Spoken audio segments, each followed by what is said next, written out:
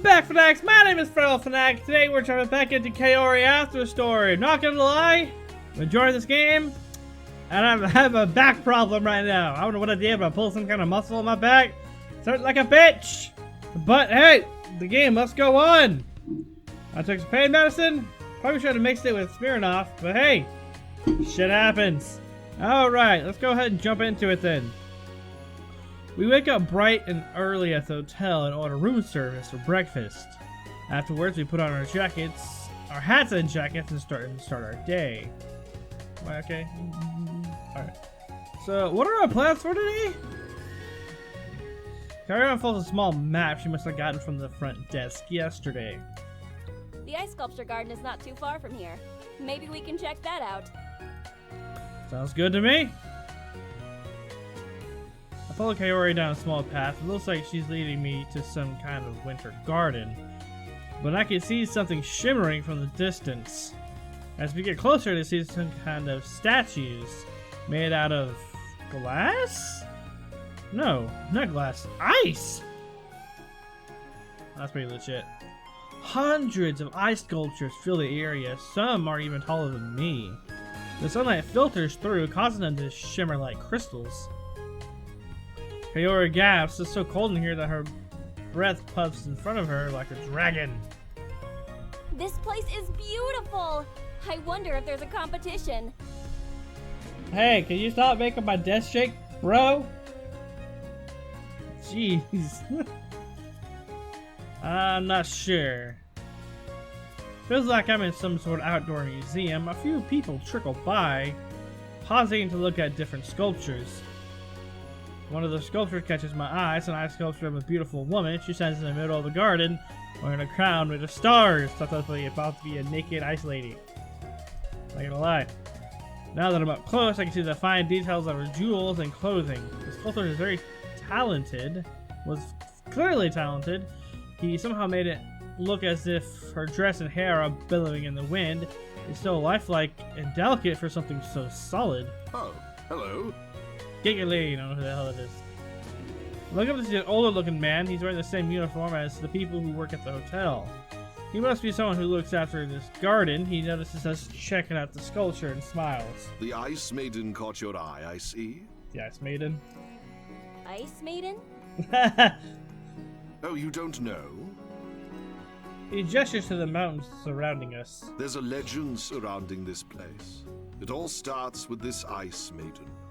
They make a new sculpture of her and put her in the center of this garden every year. Why every year? The Ice Maiden was the spirit of winter, and she fell in love with a poet named Sammy. Our Black Diamond Slope is named after him.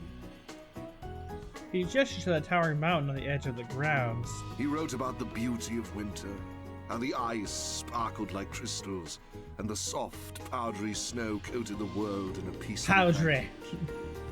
The Ice Maiden felt how much he loved winter, how he loved her, and she felt just as much in love with him. Kaori's expression softens as she looks at the Ice Maiden. That's so romantic. He nods. Well, she came down from the skies and tried to live here on Earth with him, but that ended That's up causing fucked up. never-ending winter. Crops couldn't grow, and people were starving. She had no choice but to return to the sky. Sammy hated being torn away from his love, and he tried to build a ladder to the heavens, but mortals aren't allowed in the heavens, and he never made it. The year he died, the world was plunged into a deep freeze as blizzards stormed from her grief. The Ice Age? Finally, the king of the heavens took pity on her. He placed the soul of Sammy within the mountain, whose tip touches the sky, so the two of them can be together forever. Is that an actual thing? That sounds pretty cool. True love always prevails. Fuck it. I like it. Well, the two of them were able to be together. True love always finds a way. I smile at Kaori, who blushes. Oh yeah, I get those brownie points! The man chuckles. That's right. He stretches and gives a nod. Well, there's plenty more to see around here, so I hope you enjoy the rest of the garden. You take him as he walks away. Why is there a British Let's person? go look at the rest of the ice sculptures. Sure. We continue our way through the rest of the garden. We're able to see a few cool sculptures in the back. Someone carved an entire castle. I'm impressed with how each detail looks. It was painstakingly crafted. The sun rays shimmer through the towers and make it look as if it's from within. It's lit from within. We pass the sculptures of a tiger with bared fangs, a massive tree with low-hanging branches, and even a dragon. Whew! I get hiccups. By the time we're done, the sun is starting to sink in the sky. Kaori's cheeks are pink from the cold, and her breath puffs in front of her face. Her eyes are wide with wonder. That was really beautiful, wasn't it? I nod. A lot of them looked like they were magical. Which one was your favorite? The Ice Maiden. Like you? Really? She grows defensive. Yeah, really. Why are you so surprised? I mean, doesn't seem like your character. Well, whatever. You're a secret romantic! It was a nice story, okay? She looks away, her face becoming even redder. Well, which one was your favorite? I mean, I like the Ice Maiden. I mean, they put more emphasis on that, so let's just pick that. I like the Ice Maiden too. Really? Yeah, I like the story behind her ice sculpture. Sculpture. Jesus, Daniel, learn how to talk. Kaori grins broadly. So did I. She glances at the darkening sky. This was fun, but we should head back now. Sure, if that's what you want. Yeah, I think that's a good idea. We want to make it back before it gets too dark. Fair enough. True. I was ready for dinner by now anyway. We're about to head back where Kaori leads me away from the hotel and deeper into the snowy woods. Wait, isn't the hotel room the other way? Ah, that hurt my back. But we aren't staying there tonight. Where are we staying? She glances back at me and smiles. It's a surprise. I don't know if I like this surprise. The trip has been just been surprise after surprise. I can't wait to find out what this next surprise is. It's only a short walk before we come across an icy igloo. The round dome is a series of mirrored panels, reflecting sparkles of the waning sun. What's up with that damn igloo? Snow covers the extended hall, leading to a solid door. Kaori slips the key out of her pocket and opens the door. Following her inside, I'm greeted by a rush of warmth. The igloo was cozy, the perfect space for two. Plush cushions. What's it? Cushions. Rest on top of the sleek love seat, and a large bed is centered within the room. There's a dining table with two piping hot meals set up.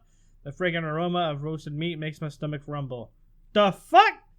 What did she plan this? Who's was she working with? Wow. Damn. That's pretty cool. Not gonna freaking lie. But what takes my breath away is the view. I feel like I'm standing in the middle of a snowy field. The trees sway around us, their branches waving hello. On the other side... No, just kidding. Lingering snowflakes flutter in a frenzied dance, melting as it kisses the glass. The sun barely peeks above the horizon. The last ray is faintly showering the snow with a golden glitter. Whoa. Kaori waits for my reaction. What do you think? The view is amazing. Outside is too. Isn't it? The brochure said the best view is at night, where it feels like you're camping within the comfort of the dome. I can't wait. My stomach grumbles again and I glance at the table. I really hope that's for us. Yep. Let's eat before it gets cold. Who set it up? We settle in and get cleaned up, then we sit down to eat. By the time we're done, the moon hangs in the sky. Kaori and I snuggle up on the couch. She rests her head on my shoulder as my arm wraps around her waist. Okay. Together we gaze at the stars all around us, tiny pinpricks of light which poke through the shroud of darkness. She pulls a fuzzy blanket over us, huddling closer to me. I wrap my other arm around her too as I listen to her breathing. The two steaming mugs of hot chocolate rest on the end tables while we wait for it to cool. What? Pansy! Go for it! Soft candlelight bathes the room in a warm glow. It's just enough light for us to see, but not enough to obstruct the view of the sky. It's beautiful.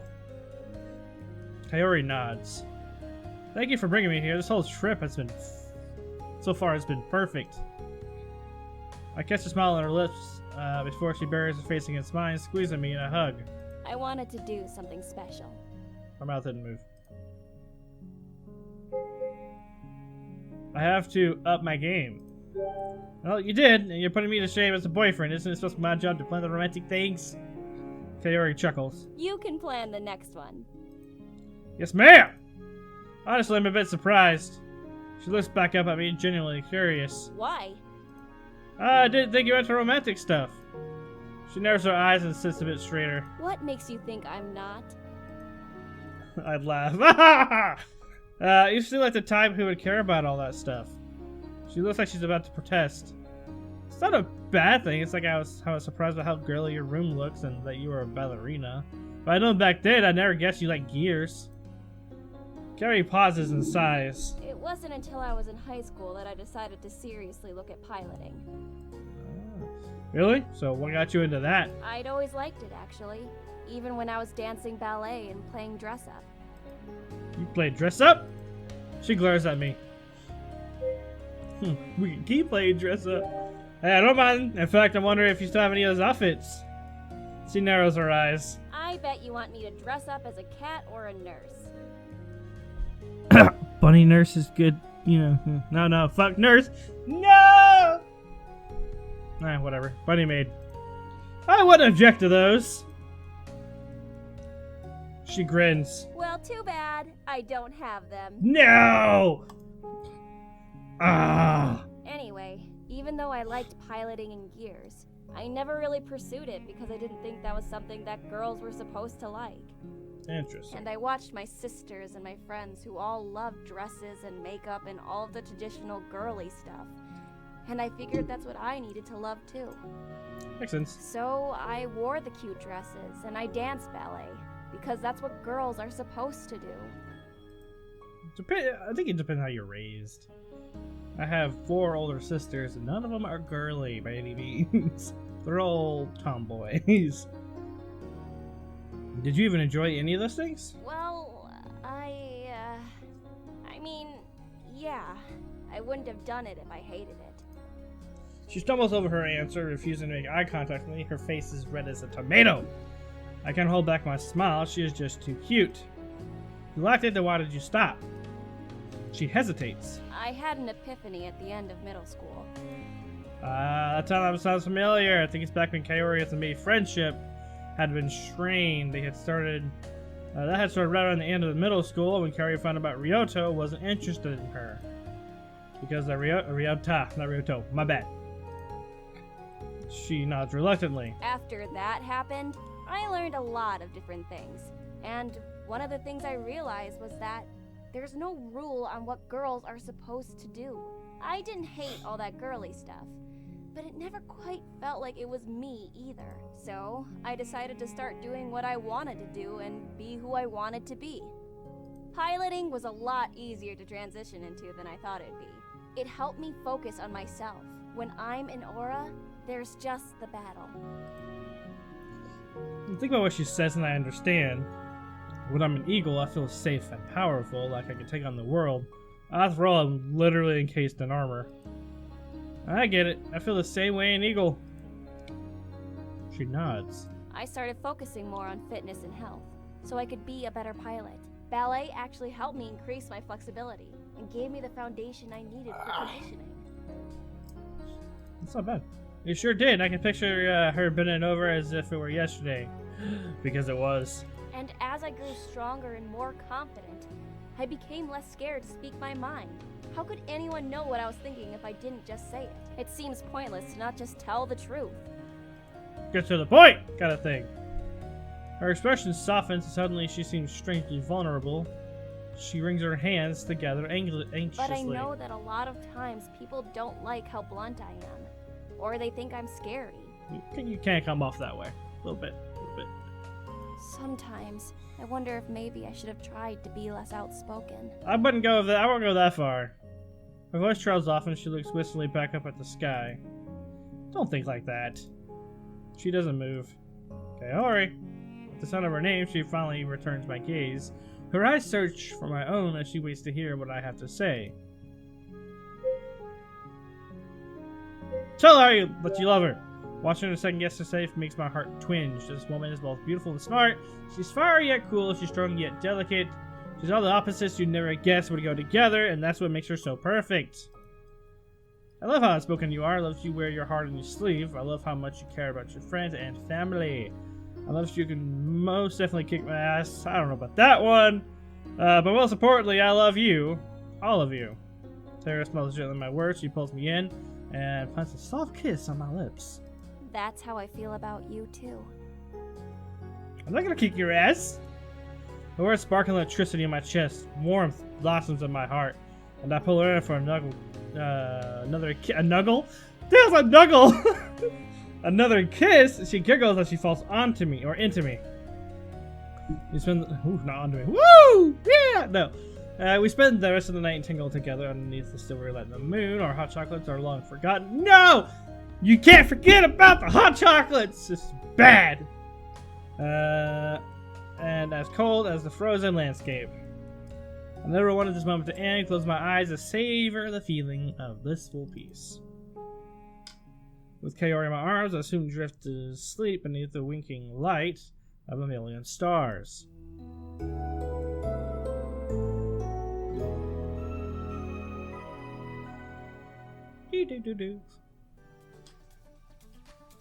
I jerk awake to a yelp. My heart kicks into my throat and I sit straight up. But what? Everything is bright and fuzzy as squint through the ribbon of sunlight, cutting through the ceiling. Kaori, what's going on? Kaori backs away from the edge of the dome and shuffles frantically towards me. Are you okay? No! What's the matter? She pushes something outside the dome. Over there! Little wolf. My brows furry look at my brow. Yeah, furrowed, not furry. I looked at where she's pointing, but there's nothing there, and there's but snow and evergreens. I don't see anything. Kaori furiously shakes her head. It's still out there! Well, I'll stay here. I'll investigate. My heart is pounding, but I rise to a stand. It's gonna be okay. Just stay here. I'll take care of it. Wait! You can't go by yourself! What if something happens? I'll be fine. I'm just gonna see what we're up against. I'm going with you! You scared of dogs? Maybe it's a dog. She puts on a brave face, but her trembling voice gives her away. I untangle myself on Kaori's arms and slip off of the couch. I quickly put on my boots and coat, not bothering to tie my laces or zip up. Man, you're gonna fall if you run. Opening the door, I look around. A cool breeze snakes up my back, at the back of my neck, making me shiver. Kaori comes up behind me, staying as close as possible. I gotta readjust this. Okay. There! She points at something shifting in the bushes. I squint. It's in there! I swear to God, if it's a bunny, I'll be pissed!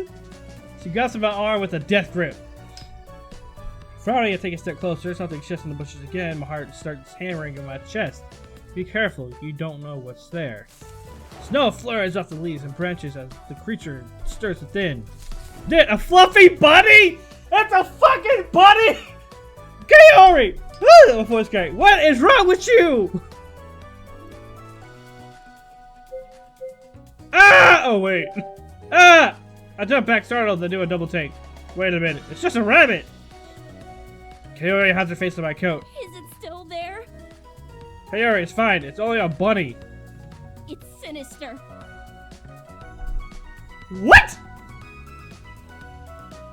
That's ridiculous.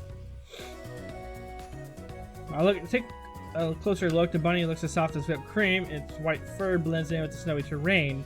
I can make out a scarlet slash across its mouth. Red bubbles and drips. Yeah, red bubbles and drips on its fur. What?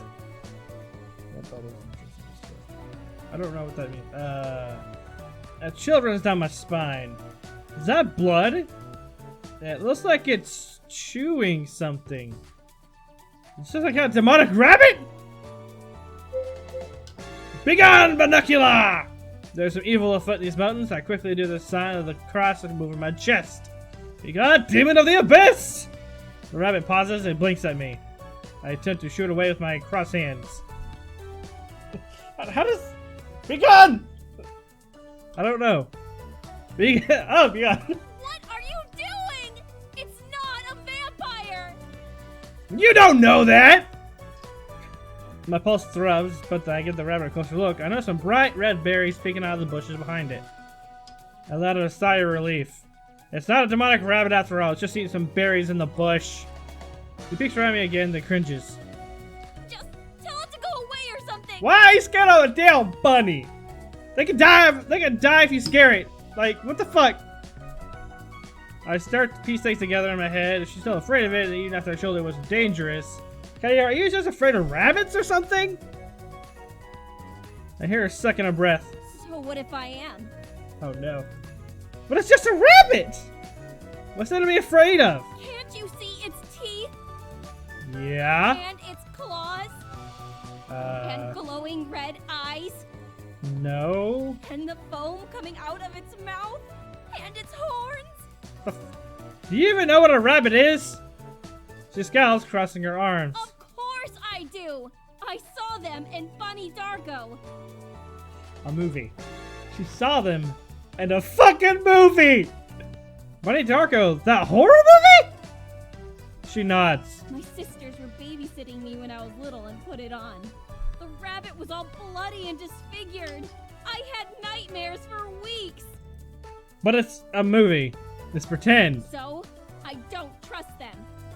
The rabbit scratches his ear with one of its big feet and gives us another curious glance before darting off in the other direction. I watch it disappear across the snow. I smile a little and shake my head. Well, it's okay. It's gone now. Good. I slip my hand into hers. And we have a full day ahead of us without rabbits. Kaori slowly nods. That's true. What fun things did you plan for us today? Oh my god, I'm calling here. Thank you so much for watching. That was a great way to end this episode. I hope you enjoyed the video, and if you did, don't forget to like and subscribe, and I'll see you guys in the next one. Goodbye.